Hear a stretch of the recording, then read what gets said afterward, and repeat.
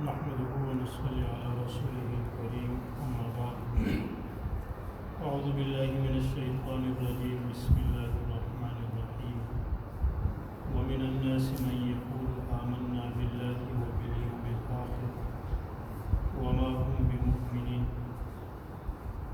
سورہ بقرہ کی آیت نمبر 7 ہے۔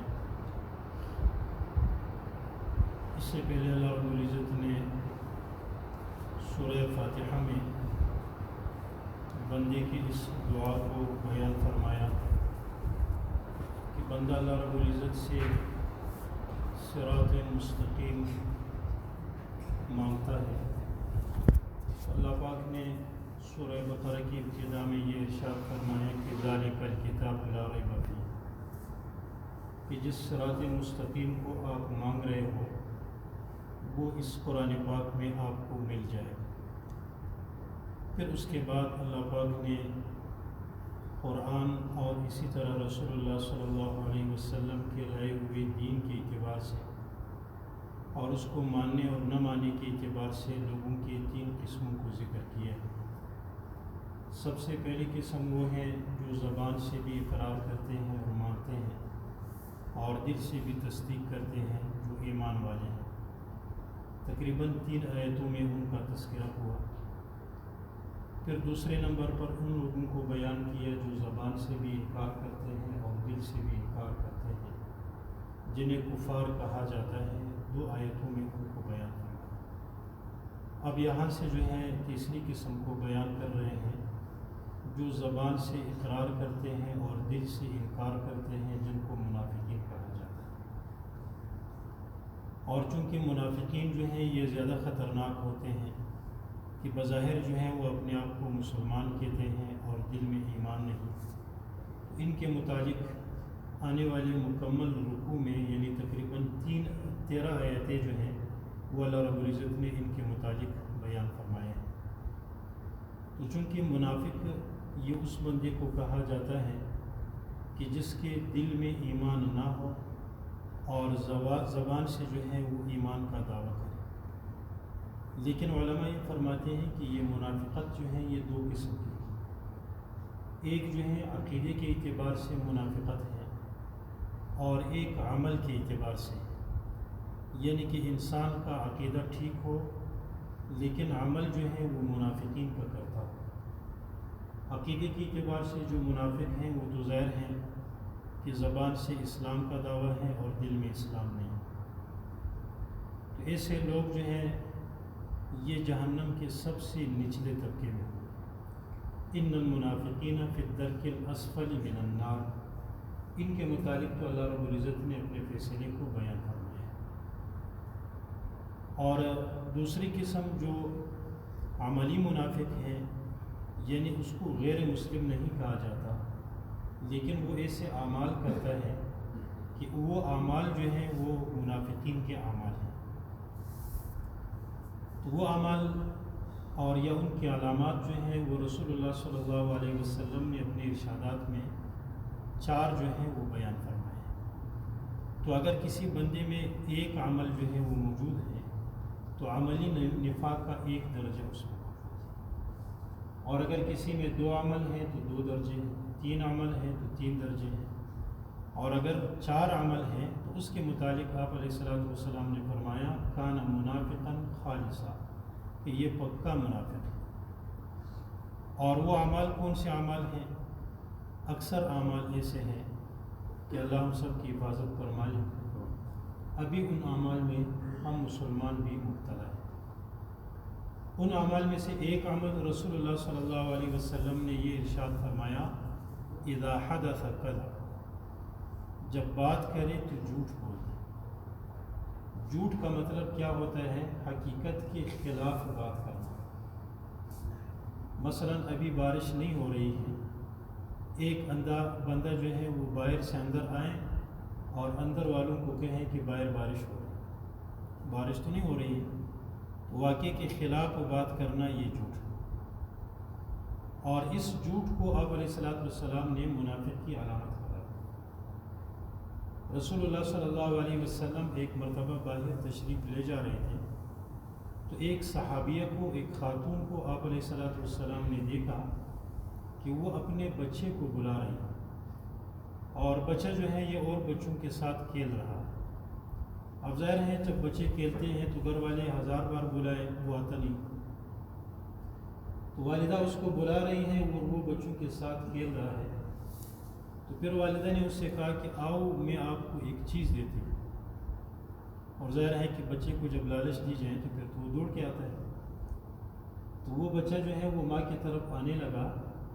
رسول اللہ صلی اللہ علیہ وسلم نے اس خاتون سے یہ ارشاد فرمایا کہ ابھی چیز دے دو تو جھوٹ سے نکل جاؤ، یعنی اگر صرف محض جو ہے لالچ دے کر بچے کو بلائے ہیں اور کوئی چیز نہیں دیتی تو یہ بھی جھوٹ ہے۔ تو اب اس بہانے یعنی لالچ کے بہانے پر جو ہے بچوں سے جھوٹ بولنا یہ تو درکنار، بلکہ آپس میں بڑوں سے جو ہے بات بات پہ جھوٹ بولنا، اور آج کل تو فون پہ جو ہے ہماری عادت بنی ہوئی ہے کہ فون کرتے ہیں کہ بھائی کہاں ہیں، ہوتا گھر میں، کہتا ہے تو غیر، تو یہ حقیقت کے خلاف ہیں اور یہ جھوٹ ہے۔ انسان کے حقوق کے ساتھ بھی ملائکہ ہے، جب درود پڑھتا ہے تو بعض ملائکہ جو ہیں یہ درود پہنچاتے ہیں، جب سبحان اللہ کہتا ہے تو یہ ملائکہ جو ہیں یہ سبحان اللہ پہنچاتے ہیں، جب الحمدللہ کہتا ہے تو یہ ملائکہ جو ہیں یہ الحمدللہ پہنچاتے ہیں۔ لیکن جب انسان جھوٹ بولتا ہے تو اس جھوٹ بولنے کی ایسی بدبو ہوتی ہے کہ 1 میل تک یہ ملائکہ جو ہیں یہ دور بھاگتے ہیں۔ تو آپ علیہ الصلوۃ والسلام نے پہلی علامت جو ہے نفاق عملی کی جو بتائی وہ ہے جھوٹ، اور قرآن پاک میں اللہ رب العزت نے بت پرستی کے ساتھ جو ہے جھوٹ کو بھی ذکر کیا، فاجتنبوا من الاوثان واجتنبوا قول الزور۔ اللہ رب العزت فرماتے ہیں بت پرستی سے پرہیز کر لو اور جھوٹ بولنے سے پرہیز کر لو۔ وہ ہمارے معاشرے میں ایسا عام ہے کہ ہم اس کو جو ہے اپنی باتوں کا، گفتگو کا ایک حصہ سمجھتے ہیں، اور اس کے بغیر ہم اپنے آپ کو ناکام سمجھتے ہیں۔ آپ علیہ الصلوۃ والسلام نے فرمایا الصدق ینجی والکذب یہدی، کہ سچ میں نجات ہے اور جھوٹ میں ہلاکت ہے۔ اور دوسرا عمل جو رسول اللہ صلی اللہ علیہ وسلم نے بتایا، فرمایا وَإِذَا وَعَدَ أَخْلَفَ، جب کسی کے ساتھ وعدہ کر لے تو اس میں خلاف ورزی کرے۔ ایک وعدہ ہوتا ہے، ایک معاہدہ ہوتا ہے۔ وعدہ تو یہ ہے کہ ایک بندے نے کسی کے ساتھ کوئی وعدہ کر کہ فلان چیز آپ کا قرضہ ہے، آپ کا حق ہے، میں کل 10 بجے آپ کو دے دوں گا، اور کل جو ہے وہ خود غائب ہوا اور فون بھی بند کر دیا۔ اور ایک معاہدہ ہوتا ہے، معاہدہ پھر یہ ہے کہ جس میں باقاعدہ ایگریمنٹ لکھتے ہیں، 2 طرفہ ہوتا ہے، جیسے کرایہ داری کے معاملات میں ہوتے ہیں، بڑے سودوں میں سودے کر لیتے ہیں، یہ معاہدہ ہوتا ہے۔ تو وعدہ ہو یا معاہدہ ہو، اس کے لیے جو وقت مقرر کیے ہیں، اب اس وقت میں خلاف ورزی کرنا۔ ہاں ایک مسئلہ اور اس میں ہے، وہ یہ ہے کہ آپ نے کسی کے ساتھ وعدہ کیا اور وعدہ کرتے ہوئے دل میں یہ ارادہ ہے کہ میں اس کو پورا کروں، لیکن پھر کوئی عارضی عذر آپ کو پیش آیا کہ اب آپ پورا کرنے پر قادر نہیں ہیں، اس میں آپ معذور ہیں، وہ الگ بات ہے۔ لیکن شروع ہی سے بندے کا ارادہ ہے کہ پورا نہ کروں، یا شروع سے پورا کرنے کا ارادہ ہے اور بعد میں پورا بھی کر سکتا ہے لیکن پورا کرتا نہیں، ٹال مٹول کر رہا ہے، پس و پیش کر رہا ہے، آج اور کل کر رہا ہے، تو یہ جو ہے فرمائے کہ یہ بھی منافقی ہے۔ اور تیسری بات فرمایا وہ اذا اؤتمن خان، جب اس کے پاس امانت رکھ دی جائے تو وہ اس میں خیانت کرتا ہے۔ امانت جو ہے یہ علم میں بھی امانت ہوتی ہے۔ ایک بندے کے پاس علم موجود ہے، وہ لوگوں تک پہنچاتا نہیں، چھپاتا ہے، یہ علمی خیانت ہے۔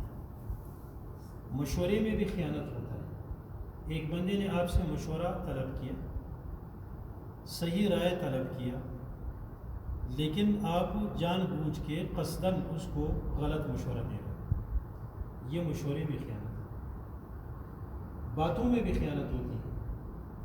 ایک بندہ جو آپ سے کوئی بات کرتا ہے، اور اسی طرح کتابوں میں یہ لکھا ہے کہ بات کرتے ہوئے صرف ادھر ادھر دیکھتا ہے، کہ اس کے انداز سے طرز سے آپ کو پتہ چل گیا کہ یہ کسی کو بتانا نہیں چاہتا ہے۔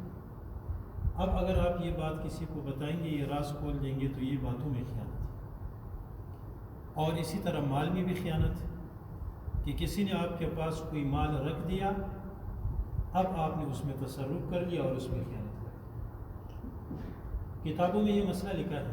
پہلے زمانے میں تو لوگ جو ہے درہم اور دینار جو ہے وہ تیلوں میں لا کر کسی کے پاس امانت رکھتے تھے، تو وہ جو سونے کا سکہ ہوتا ہے اس کو دینار کہتے تھے، اور جو چاندی کا سکہ ہوتا تو اس کو درہم کہتے تھے۔ تو کتابوں میں یہ مسئلہ لکھا ہے کہ اگر کسی نے کسی کے پاس کوئی تیلا جو ہے درہم یا دینار کا امانت کے طور پر رکھ دیا، اور پھر اس امین کے پاس یہ تیلا پڑا ہے، وہ تیلا جس داغے سے باندھا ہے، یہ داغا جو ہے یہ میلا ہو گیا، تو فرمائے کہ یہ امین جو ہے یہ اس داغے کو بھی تبدیل نہیں کر سکتا کہ اس کی جگہ پہ کوئی صاف داغا جو ہے وہ رکھا ہے۔ اور میں یہ بھی خیال ہے کہ اتنے اس حد تک جو ہے کسی کے حق میں، کسی کے مال میں تصرف کرنے کی اجازت نہیں۔ اور پھر مزید یہ فرمایا چوتھی علامت وَإِذَا خَاصَمَ فَجَرَ، جب کسی کے ساتھ لڑائی اور جھگڑے پہ آ جائیں تو پھر گالیاں دینا شروع کر دیتے ہیں۔ اور ہمارے یہاں تو یہ حال ہے، لڑائی تو یعنی یہ تو منافق کی علامت بتا دی کہ لڑائی کے دوران گالیاں دیتے ہیں۔